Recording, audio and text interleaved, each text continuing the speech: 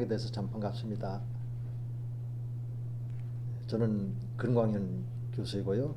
여러분들과 함께 한 학기 동안 조이신학 개론을 통해서 성경에 있는 하나님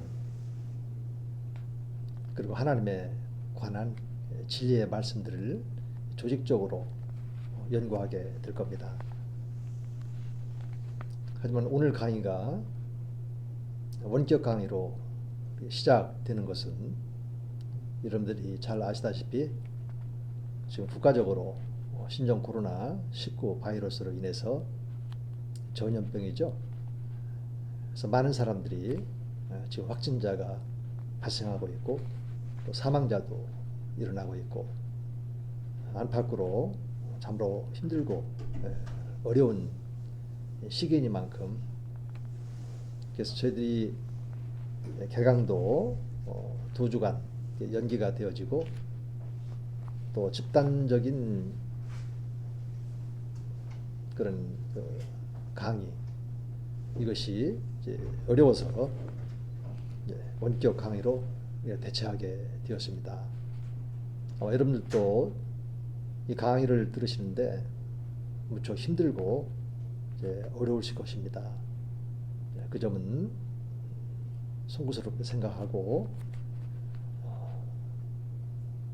또 이 원격 강의가 끝나고 나면 서로 얼굴과 얼굴을 대하여 강의를 하게 될 때 기쁘고 또 즐거운 마음으로 또 우리 여러분들이 충분히 질문하고 싶은 그런 내용들이 있을 때 기꺼이 질문에 답을 해드리면서 친밀감 있는 그런 강의가 되도록 더 노력을 하겠습니다. 우선 그 강의 계획서에 따른 교과목의 개요와 또 목표, 또 강의 주제, 그리고 주 교재나 과제물, 평가들에 대해서 간략하게 말씀을 드리겠습니다.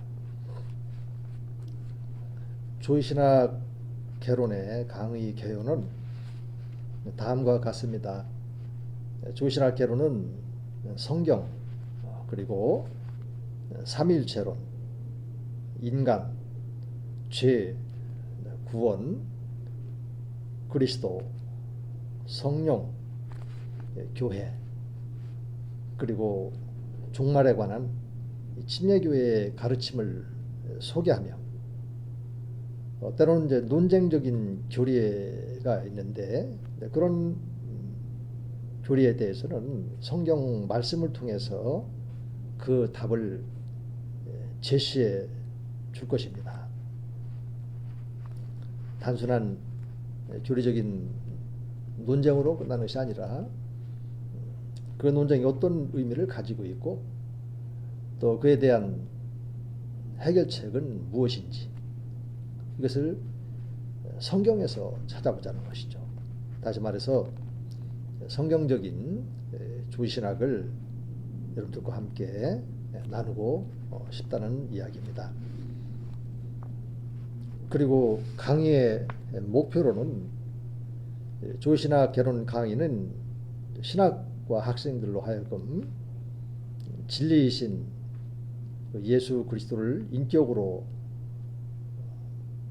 만나게 된 그러므로 이 중생과 또 자유를 얻고 또 이 점에 대해서 또 확신을 가질 수 있도록 도와드리고 또 목회자와 또 기독교 지도자로서 지적인 자질을 갖출 수 있도록 제가 여러분들을 돕기 위한 것입니다.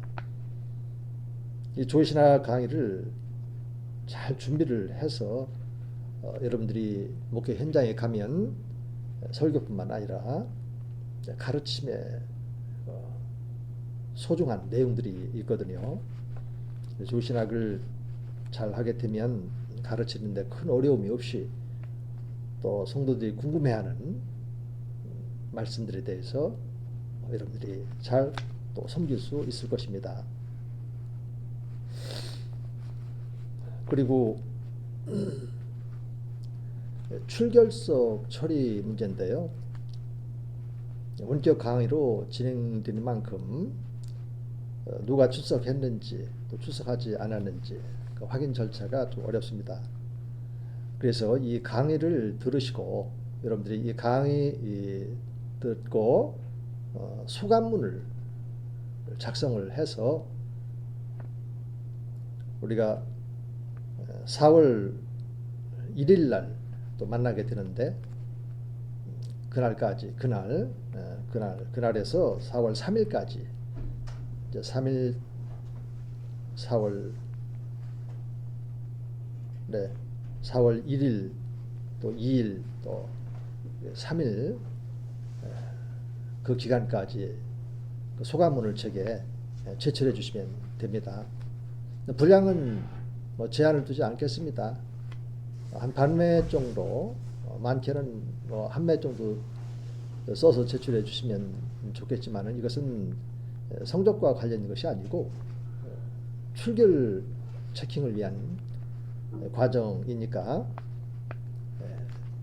들으시고 1주차 그리고 또 다음 주에는 또 2주차 그래서 2번 소감문을 제출해 주시면 출석으로 이렇게 처리가 됩니다.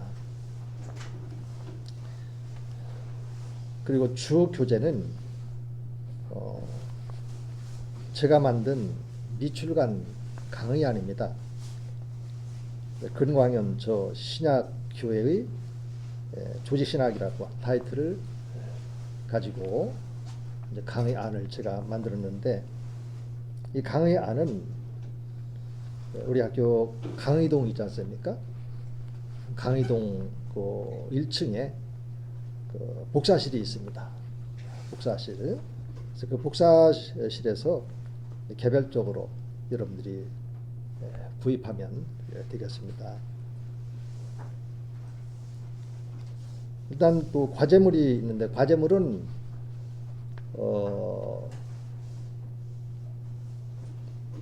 두 개를 여러분들에게 제시를 했습니다. 또 우리가 대학 평가를 눈앞에 두고 있고 또 교과부에서 원하는 평가 방식이 있다 보니까 두 과목 이상으로 과제물을 제시하도록 되어 있고 그래서 두 과목만 이렇게 드렸습니다. 먼저 한 과목만 이렇게 말씀을 드린다면 이 조신학 이 결혼은 분량이 참 많고 또 내용의 깊이도 있기 때문에 여러분들이 이제 한 학기 동안 한 파트별로 조신학 강의가 진행되다 보면 전체를 파악하기가 쉽지가 않습니다. 그래서 제 교재의 뒤에 보면 부록이 있어요.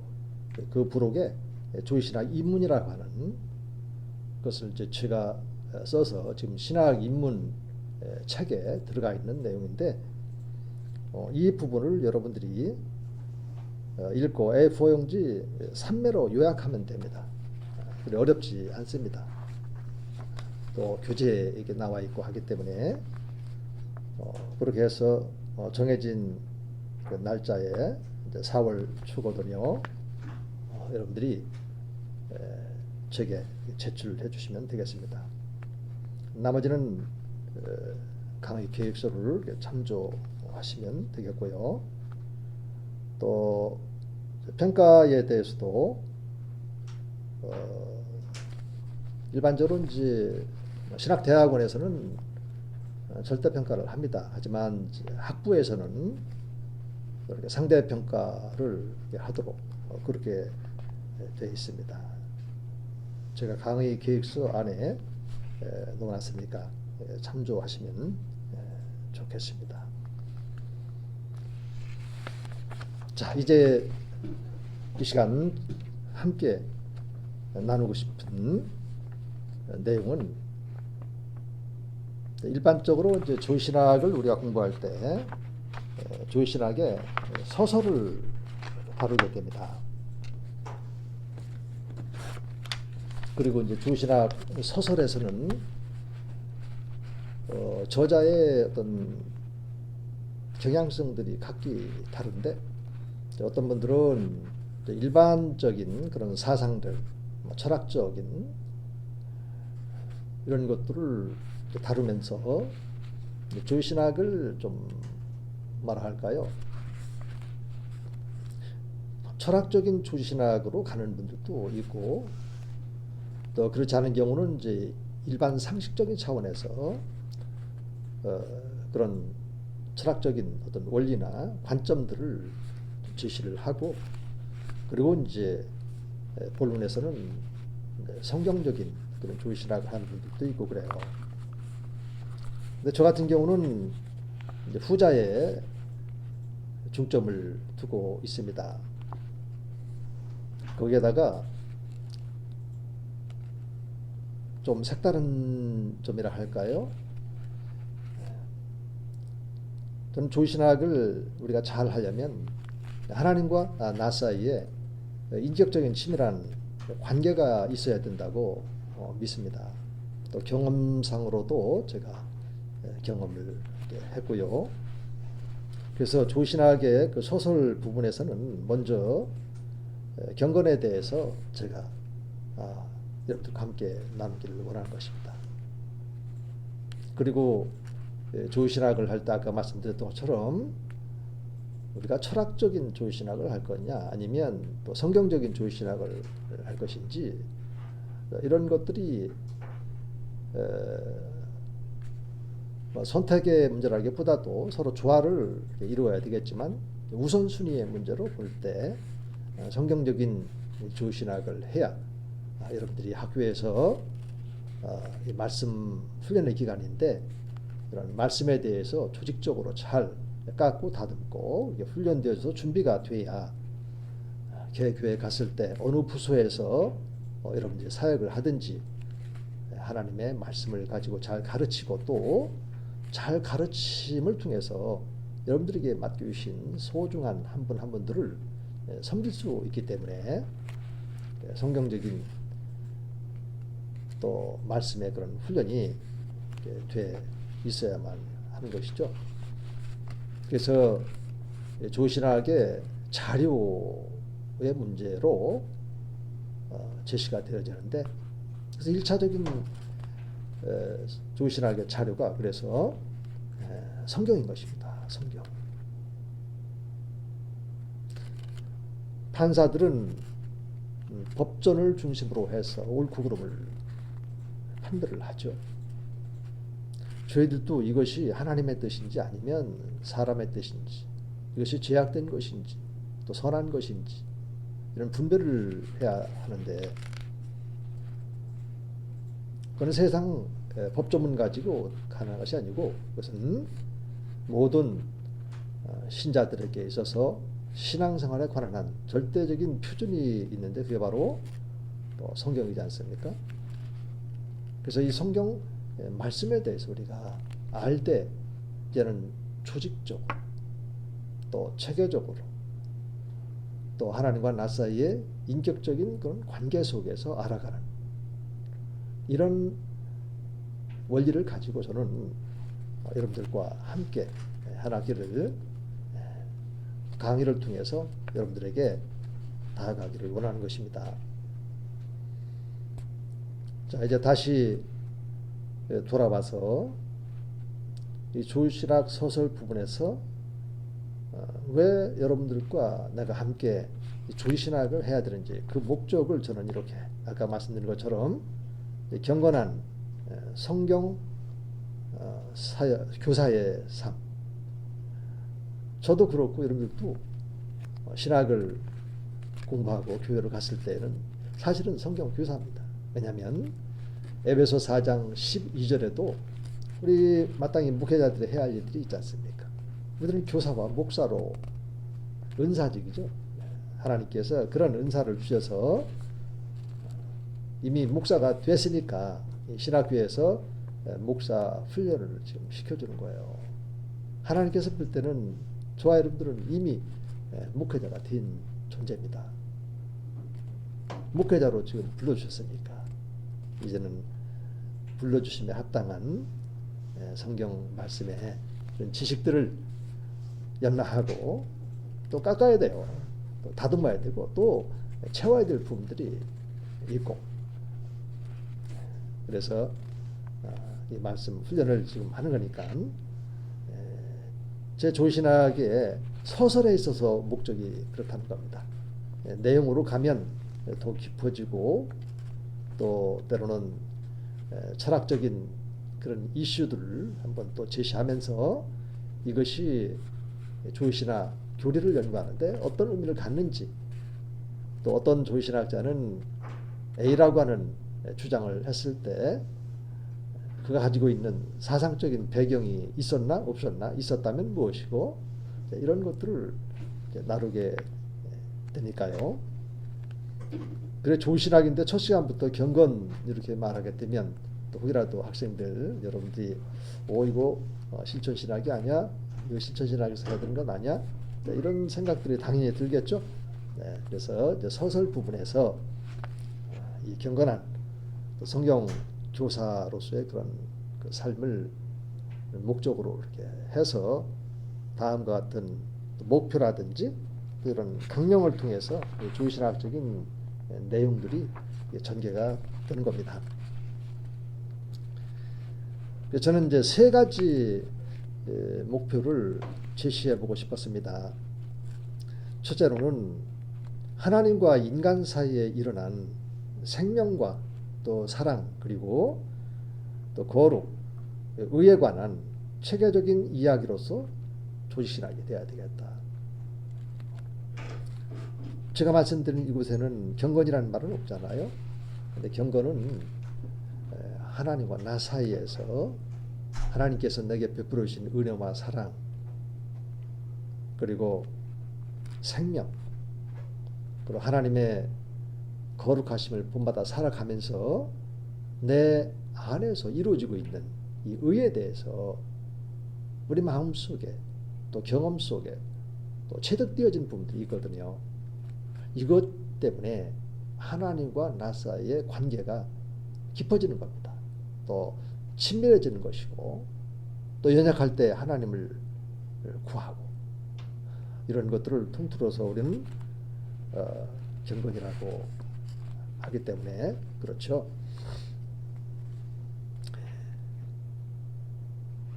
자, 우리 하나님께서는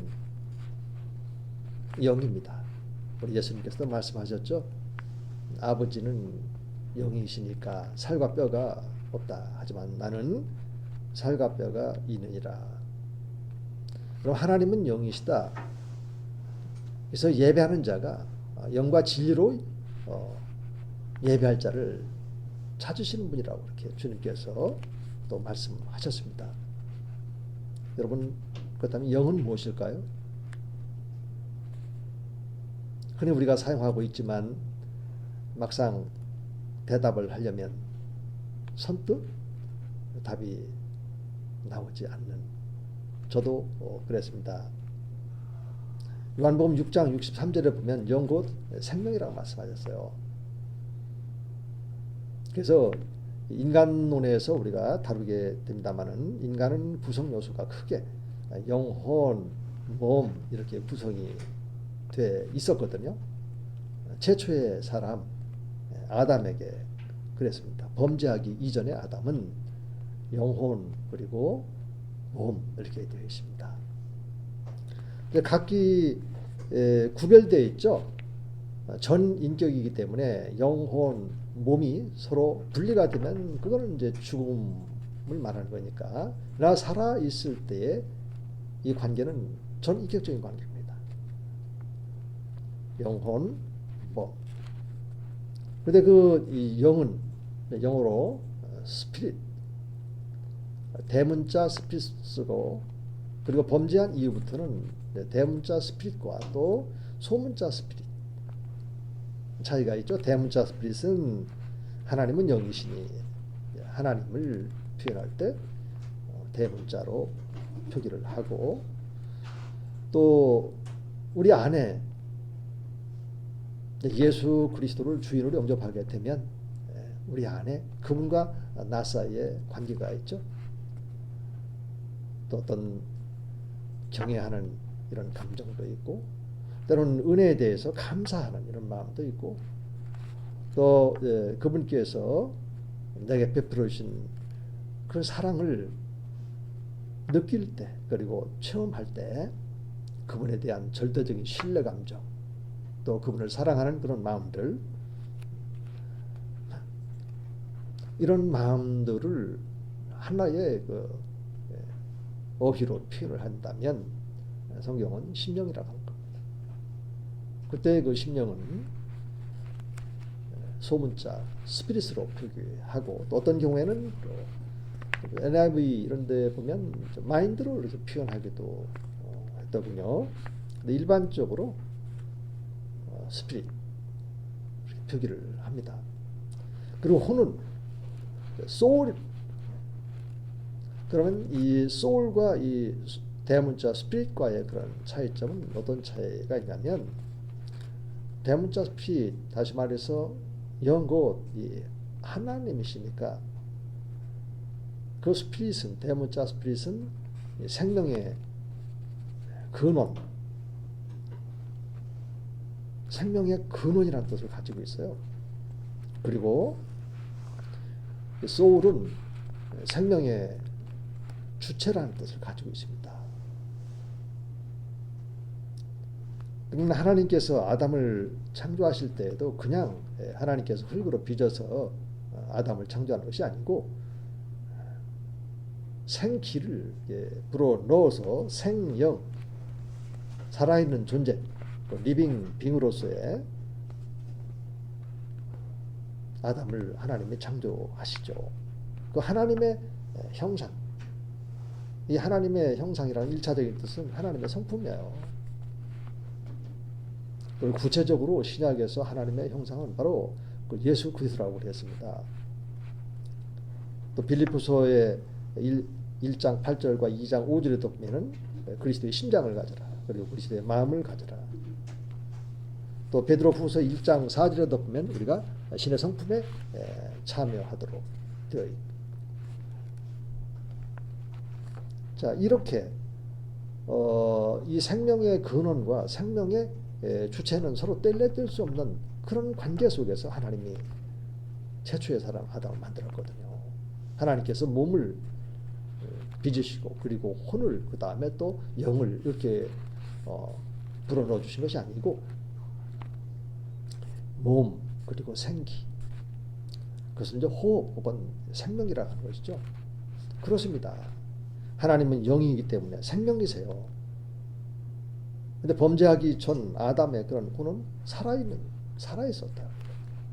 근데 범죄했잖아요. 우리들도 죄와 허물로 다 죽어 있었잖아요. 그럼 무엇이 죽어 있었다는 얘기가 될까요? 그래서 생명 대신 그 예수 그리스도가 믿음으로 말미암아 우리 안에 지금 영접이 되어져 있고, 그래서 이 우리들의 그 생명의 주체는 생명의 근원자이신 예수 그리스도가 우리 안에 내주하심으로 말미암아서 저와 여러분들은 다시 산 자들이 되어진 겁니다. 그래서 하나님과 저, 그리고 여러분들 사이에 깊은 어떤 관계가 새롭게 지금 성립이 되어졌는데, 그게 바로 생명의 관계 속에 들어갔다는 얘기죠. 그러니까 이런 말씀의 원리를 알고, 이것이 내 마음 속에서 또 내 생각 속에서 이런 하나님에 대한 절대적인 신뢰감, 생명의 주체인 나의 혼이, 다시 말해서 영적이고 정신적이고 도구적이고 사회적이고 책임적이고 또 다스리고 또 창조적인 이런 것들을 우리 인간들은 할 수 있어야 되는데, 근데 범죄한 이후의 인간은 그거를 긍정적으로 하나님 마음에 합하게 그렇게 살 수가 없다는 얘기죠. 왜요? 죄 때문에. 그래서 죄가 없으신 우리 예수 그리스도, 우리 하나님께서, 하나님이신 우리 예수 그리스도께서 우리 안에 오셔서 우리 하나님의 그런 형상으로 오셔서 잃어버렸던 그 하나님의 형상을 회복시켜 주시고, 또 예수님과 나가 영적으로 생명적인 연합을 이루게 해주시고, 이렇게 해서 그분과 나 사이에 깊은 친밀한 그런 관계 속에서 살아가는 거니까, 저와 여러분들은 생명의 근원자이신 삼위일체 한 분 하나님과 또 생명의 주체 하나님의 형상을 회복한 우리가 서로 어떤 그 관계 속에 지금 묶여져 있다는 사실을 꼭 기억하시고, 그것이 생명과 또 사랑의 관계, 그리고 거룩함의 관계, 의의 관계, 이거를 우리 마음속에 잘 이제 바탕으로 삼고, 앞으로 저와 함께 6개월 동안 강의를 하면서 그런 관계 속에서 우리가 강의를 하게 될 때 주의신학의 의미가 살아나고, 더 말씀들이 그 관계를 통해서 조직적으로 또 체계적으로 우리의 마음판에 새겨질 수 있지 않겠는가. 그런 의미에서 단순한 경건이라는 말을 가지고 좀 시작이 됐지만, 결국 그 목적으로 들어가 보니까 하나님과 또 인간 사이에 일어난 생명, 또 사랑, 거룩, 의, 이렇게 주의신학적으로 이렇게 확장되어져 가는 것을 느낄 수 있죠. 시간이 좀 지났군요. 좀 쉬었다가 다시 하도록 하겠습니다.